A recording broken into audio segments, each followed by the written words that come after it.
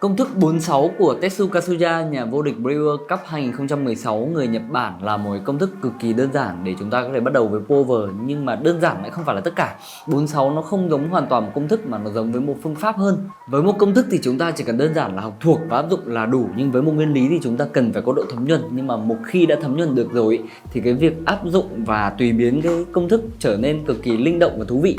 Vì vậy hôm nay chúng ta sẽ cùng đào sâu hơn để hiểu rõ nguyên lý hoạt động của 46 method đến từ Tetsu Kazuya, qua đó để dễ dàng chúng ta có thể tùy biến ra cái hương vị mà mình yêu thích đối với cả cái việc pour. Nhưng trước khi bắt đầu thì hãy để lại một like, một subscribe để những cái video nội dung về cà phê của chúng mình có cơ hội lan tỏa đến nhiều người hơn. Và mình cũng có để một cái link donate ở dưới phần mô tả của video, bạn có thể donate nếu mà muốn ủng hộ. Qua đấy thì mình sẽ dùng những cái số tiền được donate để mua những dụng cụ cà phê, sau đó giveaway lại cho cộng đồng những người xem của kênh Espresso Maker. Còn giờ thì bắt đầu thôi.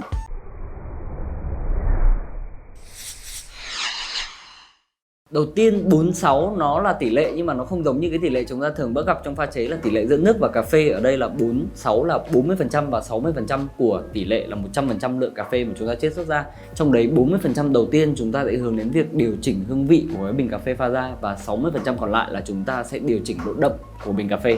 Nghĩa là cụ thể hơn ở đây là chúng ta sẽ có tổng 5 lần rót và mỗi lần là 20%. Trong đấy 2 lần đầu sẽ đóng góp là 40% và 3 lần tiếp theo sẽ đóng góp là 60% của tổng lượng chiết xuất đầu ra. Quy đổi của 20% là bao nhiêu nước thì nó sẽ phụ thuộc bằng lượng cà phê mà bạn sử dụng. Có nghĩa là khối lượng của mỗi lần 20% rót nước này sẽ quy đổi bằng gấp 3 lần lượng cà phê mà chúng ta sử dụng. Ví dụ ở đây là 15g cà phê thì mỗi lần chúng ta sẽ rót 45ml nước, 20g cà phê thì mỗi lần sẽ là 60ml nước.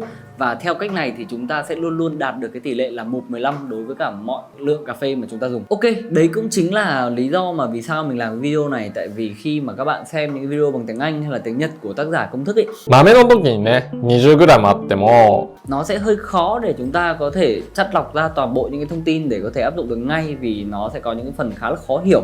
Vì vậy mình nghĩ một cái video bằng tiếng Việt phân tích cụ thể những cái yếu tố trong cái công thức này nó sẽ hỗ trợ các bạn rất nhiều trong cái việc ứng dụng nó vào cái việc mà chúng ta thực hành pour. Rồi, lý thuyết thì ok rồi. Và bây giờ chúng ta sẽ cùng đến với công thức 46 cơ bản nhất.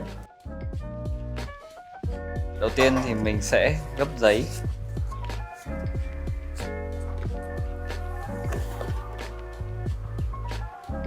Trắng phễu.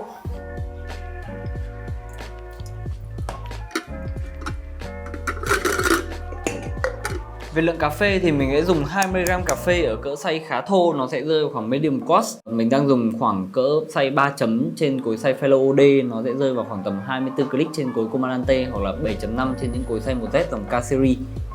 Giờ mình sẽ đổ cà phê vào. Dần đều lượng cà phê.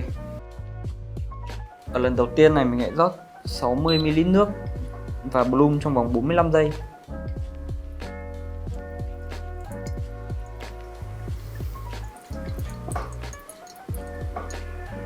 Về loại phễu thì các bạn có thể tùy ý sử dụng loại phễu gì cũng được, nhưng mà ở đây hôm nay mình sẽ sử dụng loại phễu V60 loại 1 cup. Ngoài ra thì các bạn có thể sử dụng những loại phễu V60 khác như là Origami đều ok cả.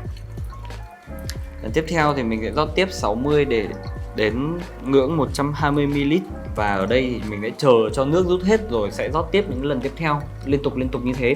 Nhiệt độ nước mình dùng ở đây là 92 độ C. Nếu các bạn dùng những cái loại cà rang đậm hơn một chút như là medium light hoặc là medium thì bạn có thể giảm xuống 89 đến 87 độ C. Ok, vậy là mình đã rót xong qua hết phần 4 và bây giờ mình chuyển sang phần 6 là khai thác về độ đậm.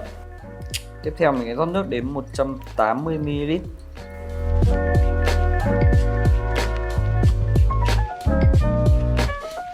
Với công thức 46 này thì chúng ta sẽ rót và chúng ta chờ nước rút hết, thì qua đấy tổng thời gian chiết xuất của chúng ta sẽ hơi dài một chút, đôi khi nó sẽ rơi vào khoảng tầm 3 phút cho đến 3 phút rưỡi đồng hồ, nhưng mà đấy không phải là một khoảng thời gian quá dài đâu. Về kỹ thuật rót thì Tetsu không có lưu ý gì nhiều ở đây, khi mà 46 nó không quá chú trọng vào cái thao tác rót, mà chúng ta chỉ cần rót nước làm sao đảo đều vòng quanh phễu để cho nước ngấm đều vào cà phê nhất có thể. Ok, thế là mình đã rót đủ 5 lần và bây giờ mình sẽ chờ nước rút hết. Và ok, chúng ta đã hoàn thành cái công thức cơ bản 46. Nhưng mà mình đã nói ngay từ đầu video rồi, 46 nó là một cái phương pháp cua. Vì vậy nó có những cái sự biến thiên rất thú vị ở đây. Mình sẽ nói về cái đoạn 40% đầu tiên trước. Thì đối với cái công thức cơ bản mình đã rót thành 2 lần 60-60. Thì ở đấy chúng ta sẽ khai thác cân bằng giữa vị chua và vị ngọt. nhưng chúng ta có thể thay đổi ở cái tỷ lệ giữa hai lần rót để hướng về cái phong cách hương vị khác nhau. Đầu tiên là nếu mà bạn muốn đẩy mạnh vị ngọt thì chúng ta sẽ rót lần đầu tiên là 50ml và lần tiếp theo là 70ml. Còn nếu mà bạn muốn hướng về hương vị chua thanh thì chúng ta sẽ đổi ngược lại là 70ml ở lần đầu tiên và 50ml ở lần thứ hai. Qua đấy thì chúng ta sẽ có thể điều khiển được cái phong cách hương vị mà mình mong muốn. Tiếp theo ở 60% còn lại thì chúng ta bình thường sẽ chia thành 3 lần rót, nhưng mà nếu mà bạn muốn giảm cái độ đậm của bình cà phê đi một chút thì bạn có thể chia đều thành 2 lần rót cũng được. Hoặc nếu mà bạn uống một bình cà phê nhẹ hẳn như là một cái ly trà thanh vào buổi chiều thì bạn có thể rót đúng một lần để hoàn thành nốt 60% còn lại. Ok, và bên trên là toàn bộ những cái lý thuyết và nguyên lý cơ bản của công thức 46. Nhưng làm sao để biết là cái nguyên lý này nó có thực sự hoạt động hay không thì ở đây mình đã có một vài những cái thử nghiệm nhỏ. Đầu tiên là mình đã rót 40% đầu tiên ở một bình xốp và kết thúc 60% còn lại ở một cái bình xốp khác. Thì qua đấy hai cái bình xốp đem đến hai loại cà phê có hương vị hoàn toàn khác biệt và nó giống hệt những gì công thức thể hiện. Ở cái bình cà phê với 40% thì mình đã uống được một cái loại cà phê với đầy đủ tất cả những cái loại hương vị mà chúng ta hướng đến, như là vị ngọt, như là vị chua hay là tất cả những cái nốt hương ở trong hạt cà phê. Còn ở cái bình 60% thì chúng ta gần như không cảm nhận được những cái hương thơm gì cả, mà chúng ta sẽ uống một cái loại giống như là nước dão ấy. Nó chỉ có một chút độ đậm đậm và một chút mùi cà phê thôi. Tiếp theo liên quan đến việc chúng ta có thể biến thiên công thức để thay đổi xu hướng hương vị là ngọt hay chua thanh, thì để tạo ra một bình cà phê có vị chua thanh mình đã rót Bloom 70ml và rót lần thứ hai 50ml. Kết quả cho lại là chúng ta có một bình cà phê chua sáng với những cái nốt hương rất là thú vị. Còn khi mà mình đảo ngược lại là 50ml ở lần đầu tiên và 70ml ở lần tiếp theo thì mình đã có một cái bình cà phê rất là ngọt ngào và êm ái. Qua đó có thể xác minh được là cái vấn đề chúng ta thay đổi tỷ lệ của hai lần rót đầu tiên nó hoàn toàn có khả năng thay đổi xu hướng hương vị của bình cà phê đem lại trên cùng một loại cà phê. Tiếp theo thì đơn giản thôi, cái việc 60% còn lại chúng ta rót càng nhiều lần thì bình cà phê sẽ có xu hướng càng đậm, thì nó là một cái nguyên lý khá là cơ bản, hoạt động xuyên suốt ở những cái thể loại công thức khác nhau rồi, và chúng ta không cần phải chứng minh nó đúng nữa, nó mặc nhiên đúng. Tất cả những cái thử nghiệm này của mình chỉ đơn giản là để đảm bảo một điều, chúng ta không máy móc làm theo một cái lý thuyết mơ hồ nào đấy mà không biết nó có thực sự hoạt động hay không. Thì câu trả lời là có, và từ những cái sự biến thiên này ở một công thức mang tên là 46, nó không chỉ là 5 lần rót bằng nhau mỗi lần 20ml nữa, mà chúng ta có thể tạo ra rất nhiều những cái biến số cho cái bình cà phê để hướng đến một cái hương vị mà mình yêu thích nhất. Tổng kết lại thì 46 đối với mình là một cái sự thư giãn rất là lớn. Trong thưởng thức thì 46 nó luôn tạo ra một cái bình cà phê ổn định, hài hòa và lôi cuốn. Hương vị cà phê nó luôn luôn đậm đà nhưng mà nó vẫn giữ được cái sự trong trẻo và sự rõ ràng về mặt hương vị. Tiếp theo liên quan đến cái mặt kỹ thuật thì chúng ta không bị nặng nề vào cái thao tác rót nước, khi mà chúng ta chỉ cần đảm bảo là rót nước làm sao cho ngấm đều vào tất cả cái bề mặt cà phê, thế là xong. Hơn nữa là với một cái cốt lõi là cái lý thuyết 46, chúng ta có thể biến thiên nó rất nhiều cái phong cách khác nhau để tìm ra cái loại hương vị mà mình yêu thích nhất.